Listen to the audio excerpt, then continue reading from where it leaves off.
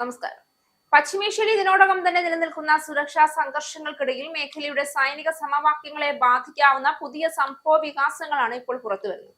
മേഖലയിൽ വിന്യസിച്ചിട്ടുള്ള American missile പ്രതിരോധ സംവിധാനങ്ങളുടെ നിർണായക ഘടകമായ റഡാർ കേന്ദ്രങ്ങൾ ലക്ഷ്യമാക്കി ശക്തമായ ആക്രമണ ശ്രമങ്ങൾ നടന്നതായി പുതിയ ഉപഗ്രഹ ദൃശ്യങ്ങൾ സൂചിപ്പിക്കുന്നു.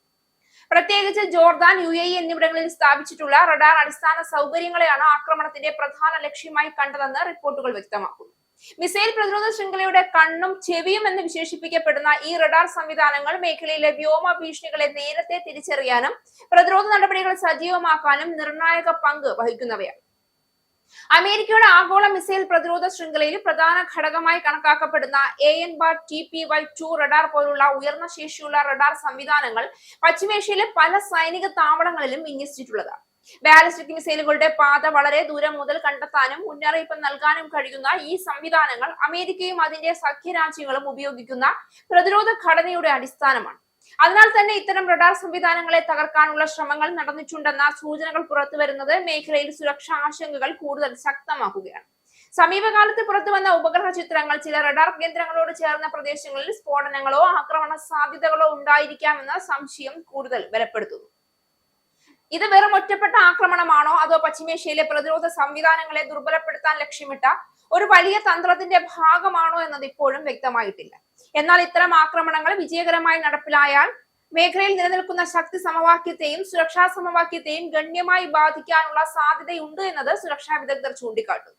മിസൈൽ പ്രതിരോധ ശൃംഖലയിൽ റഡാർ സംവിധാനങ്ങൾ നിർണായക പങ്ക് വഹിക്കുന്നതിനാൽ അവ പ്രവർത്തനക്ഷമത നഷ്ടപ്പെടുകയോ താൽക്കാലികമായി പോലും പ്രവർത്തനരഹിതമാവുകയോ ചെയ്താൽ പ്രതിരോധ സംവിധാനങ്ങളുടെ പ്രതികരണ ശേഷി ഗണ്യമായി കുറയാൻ സാധ്യതയുണ്ട്.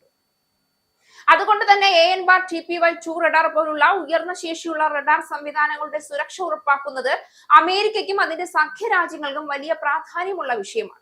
ഇത്തരം കേന്ദ്രങ്ങൾക്കെതിരായ ആക്രമണങ്ങൾ വിജയകരമാകുന്ന സാഹചര്യത്തിൽ മേഖലയിലെ സൈനിക തന്ത്രങ്ങളും പ്രതിരോധ ക്രമീകരണങ്ങളും പുനഃപരിശോധിക്കേണ്ട സാഹചര്യം ഉണ്ടാകാം.